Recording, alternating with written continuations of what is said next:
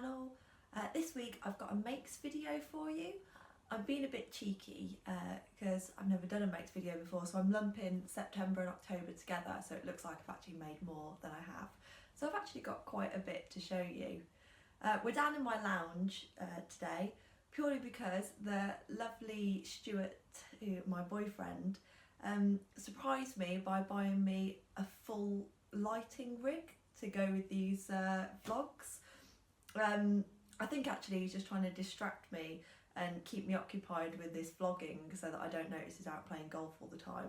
But whatever the reason, it was a lovely, generous gift. But the lounge is actually the only room that is big enough to fit the lights and me into. So I'll insert a picture now of what this full lighting rig looks like, but it's quite hilarious. I'm just sat in my lounge like it's in a photo studio, but hopefully the lighting is good and you can see me clearly. He did also buy me an external microphone, but I can't get that to work this morning, so I need his technical help. So hopefully for the next video the sound will be as good as the lighting. We'll start with what I'm wearing at the moment. So going right back to the start of September, I was still making kind of summer dresses. So this was a wearable toile that I made of a dress, the So Many Dresses book. I don't know if any of you have ever seen this. It's Tanya Whelan. I'll bring it up to the camera. So this is an amazing book. It's basically like pick and mix dresses. There's all different bodices and all different skirts, and you've got all the full-size pattern pieces in the back, and you kind of piece them together and you can make basically any kind of dress that you want. So this was the first one that I made out of this book. I tend to have a lot of problems with fit on bodices, so this was just some leftover fabric that my mum gave me, and it was less than a metre of fabric, so God knows how I ever squeezed this dress out of it, but I kind of pieced it together randomly. So I thought I'd try it out, see what the fit is like, and I had to let it out on the waist. This depressingly is the adjustment that I normally have to make. Normally the bust is fine or even a bit too big, but the waist is much too tight. It's well depressing. It's basically saying yes, you're just a square. But it wasn't too bad. It's quite snug, but I went for just the darted bodice, and it's got darts here, bust darts. It's then also got darts at the shoulders at the back, which is nice. I could actually do with making those a bit bigger because I've got a bit of gapage here, and then it's got darts at the back waist. I originally thought that I was going to put a half circle skirt on this, but from the fabric that I had, I couldn't actually fit it out of the fabric, so I don't know what I've actually ended up with here. It's some kind of weird quarter, not quite quarter, bit more than a quarter, I don't know, skirt. That's the only thing that I would say about this book. A lot of the skirts you have to self-draft, and I'm not very good at this, so this has ended up a bit weird. I'm not sure if it's actually sort of even, but it looks all right for a summer dress. It's the first dress I've ever fully lined as well, so it's just lined with just a white poly cotton, so I thought I'd have a bit of a practice with that. As I said, the book I think is fantastic. I'll put a link down below to it, but I think you need a fair bit of experience to be able to use it properly, because I put a side zip in this because it's one of the options. I never put a side zip in before, should have YouTubed it, how to do it exactly, but I thought I'd try and follow the instructions in the book. And they're very scant, and I'm not sure I've quite got it in properly. I don't think I've finished the top properly, because yeah, if you're doing anything kind of really energetic, you'd end up with sort of this rubbing you quite a bit. But this is my favorite. I'll come and bring it a bit closer so you can see the little fabric. It's really cute, so it's got little flower sprays on it. Really pleased with it. I think I've only worn it once though because it went too cold for it after I'd made it, but it's ready for next year and it served its job as a toile. On to the thing that it was a toile for now. So this was my next make. It's a ponte dress, the same book. It's for a work dress. I tend to wear a lot of ponte dresses to work. I just find them really comfy and really easy to throw on. This was a really cheap fabric from a shop on the Goldhawk Road. I can't remember which one, but I'll look it up and I'll link it down below. was lovely to work with. You can tell it's a cheap jersey though, 'cause it's all starting to pill already, and I've not worn it that much. But I was really pleased with this. So I put the straight skirt on from the So Many Dresses book rather than a flared skirt. Not sure if I can kind of get high enough, but I kept the kick pleat in the back even though I knew I wouldn't need it with Ponte. I thought for work it probably looks smarter. 3/4 length sleeves on this one. This one's not lined. I did a facing for it instead, which was a bit weird. I'd never done a facing in stretch fabric before. But I've got the Sew Over It Intro to Knits class, the online class, so I followed that and that was really useful. It's got a back zip this time, but I should have said in the other one, the side zip did a weird thing to the side seam. It was kicking out at an odd angle, so I thought no more side zips, don't like them. So this has got a back zip. Again, this is the first time I put a zip into a stretch fabric. And I think I was a bit over enthusiastic with trying to stop the stretch. So I actually put like the clear elastic, the clear tape on it. And then that all kind of caught in my, kind of stuck to my machine foot, and I ended up stretching this out anyway. So I've had to kind of do a bit of a fudge, but I don't think it's too bad now. I'm really pleased with how this looks now, but why did I do a toile out of a knit fabric dress out of a woven fabric? Nobody knows. Because actually when I first made this, when I made the woven one, it was quite tight on me, so I had to let it out a bit. And it was lined as well, so I thought, oh well, you know, when I get to a knit fabric, that'll be fine. The stretch will just give it a bit more comfort. And it was actually huge when I got this on. So I ended up taking about 4 inches out of it, all down the side seams.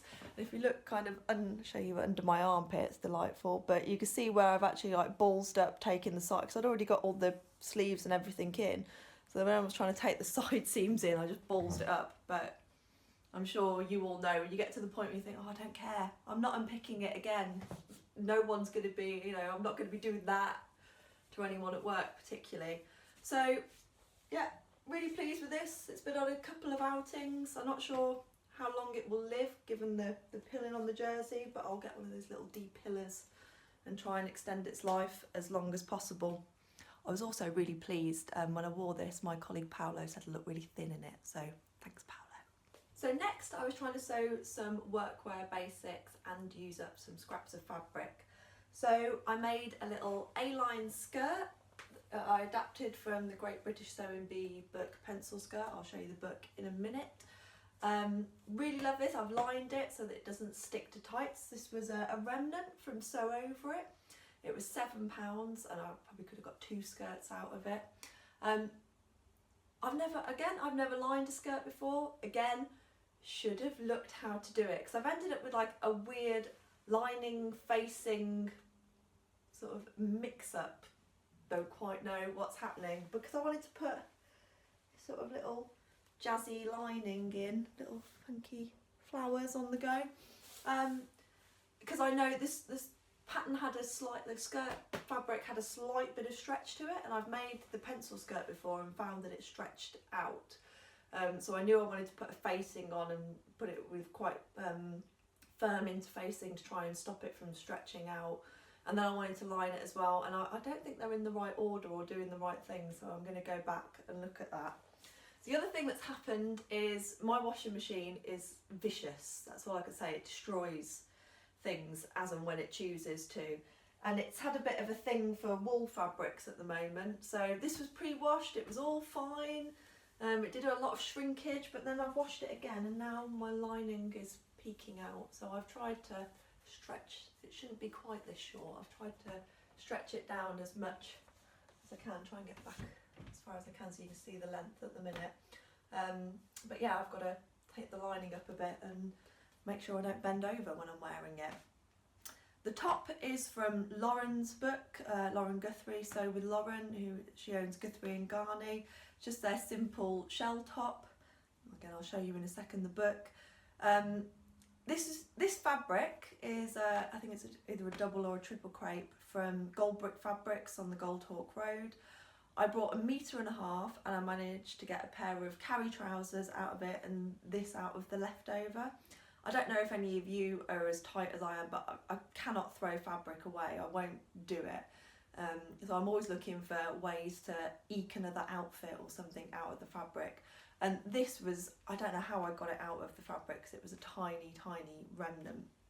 I'll sit down now because it's a bit weird. Me just sort of randomly wandering around in shop. But yeah, I'll show you. So this is Lauren's book. And the simple top is supposed to have a bias bound neckline. Bias binding is my arch enemy. Don't like it, can't do it, all goes wrong. So I gave up and I cut out a facing instead. And I followed Sew Over It's tutorial on doing an all-in-one neck and armhole facing.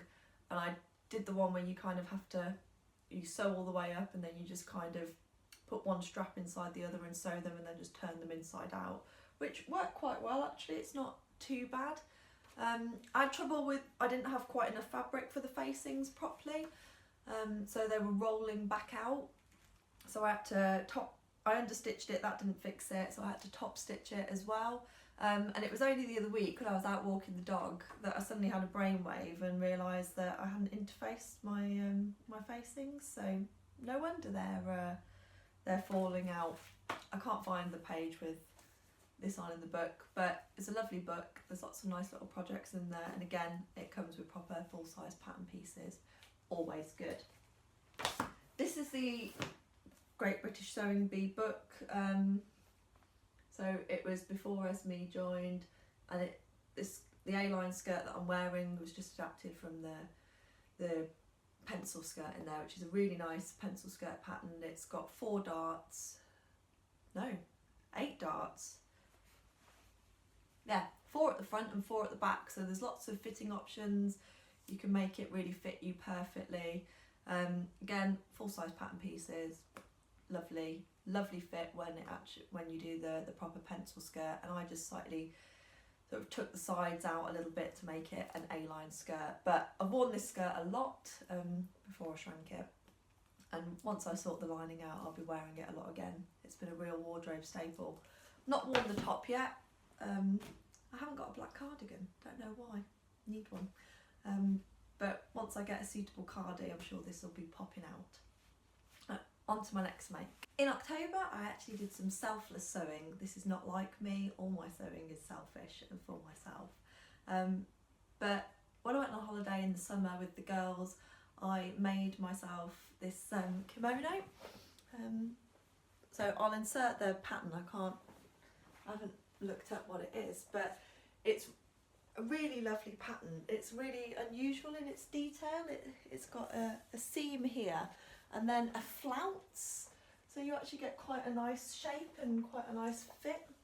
And I added pom-pom trim to it to match my bikinis. Obviously I'm not going to put a bikini on now, but my friend Tess loved this and wanted one, and I forgot all about that. I promised that I would do her one. But then it came to her birthday and I thought, right, I am going to do it. So I'll insert a picture of Tess on holiday wearing her kimono. She's taking a well-earned break from her new business, Event Tess, who, incidentally, they did my logo for the House with the Spotty Dog. I'll insert a picture of the drawing that I did for the designer. And how they ended up with something as good as I've got, I don't know. But if you're looking for a party, planner, personalised stationery, that kind of stuff, Eventess, they're the people for you. But I made this for Tess, she's worn it, she's thrilled.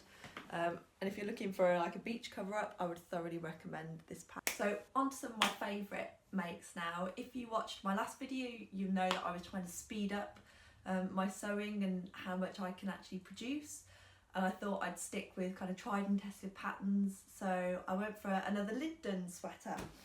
Now if I stand up you can see I wanted to do contrast bands. So I've had this idea for a while of doing a cream sort of body but then having the contrast bands in navy, and I never quite found a fabric that I really liked. But then at the Great British Sewing Bee Live got this waffle jersey that I thought would just be perfect. It would have been perfect were it not for the fact that actually I didn't really pay attention to how much, or more accurately how little stretch this jersey's got in it. So actually it's like getting in and out of a straitjacket, because I also slimmed down the linden quite a lot. So now the cuffs are so ridiculously tight. I could have unpicked them, I couldn't be bothered. But yeah, they're really challenging to get in and out of. I think it looks good, but yeah, it's a little bit on the snug side. So I took, this is the smallest size in the linden pattern. I took it's about 1 centimetre out the middle, front and back, and I did a wider seam allowance, which is what's ended up made the sleeves really tight.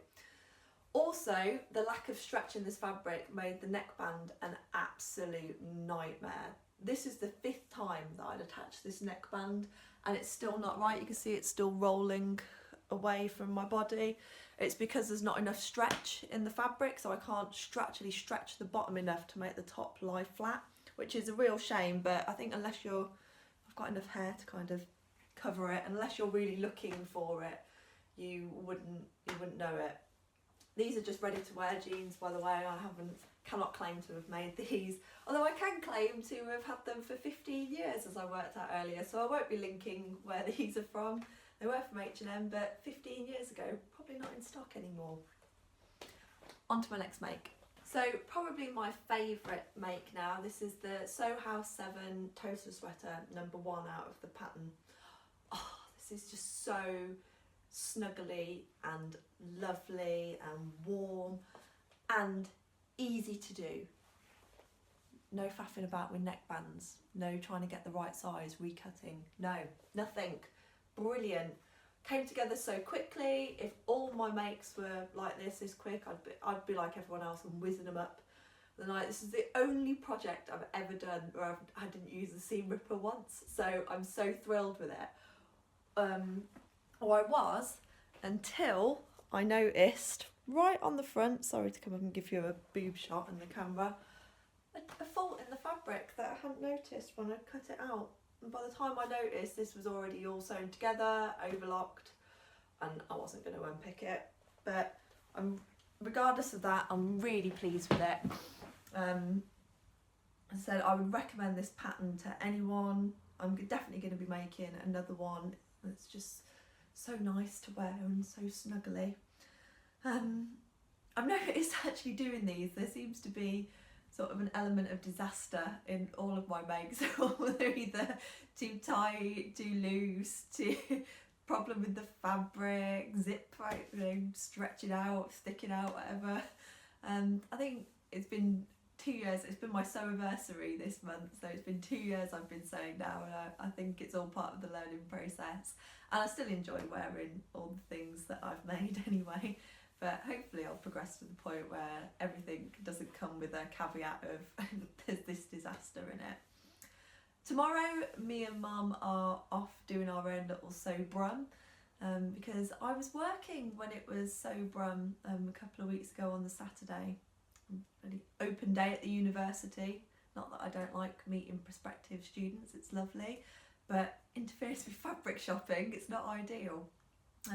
So Mum and I, despite having lived near Birmingham all our lives, being regular shoppers at the fancy silk store in Digbeth, we've never been to Barry's, and we've heard about this amazing Barry's on people's sew brum sort of videos and blogs and things. So yeah, we're going to go and try and find Barry's and try and find the man who does Liberty, or Liberty-esque, should I say, fabric on the market as well. So we're taking ourselves off for a little day out, and we will report back with our fabric buys next week. So thanks for watching, everyone. I hope you enjoyed it. Be glad that you've not got smell-o-vision on this, because I've got some lovely ornamental cabbages behind me, but they are starting to smell quite like cabbage, I've noticed since I've been sat here. So they may have to go in the bin now. Sarah, you requested more flash. I just had to coax him through all the lighting setup because he's terrified of it, but here he is doing his spotty dog bit. Incidentally, if you do like your clothes and you want a dog, never get one that's got a dark colour and a light colour on it. You're always covered in dog hair no matter what you're wearing. But yeah, thanks. Bye from the house with the spotty dog. Thanks for watching. Give us a thumbs up and subscribe.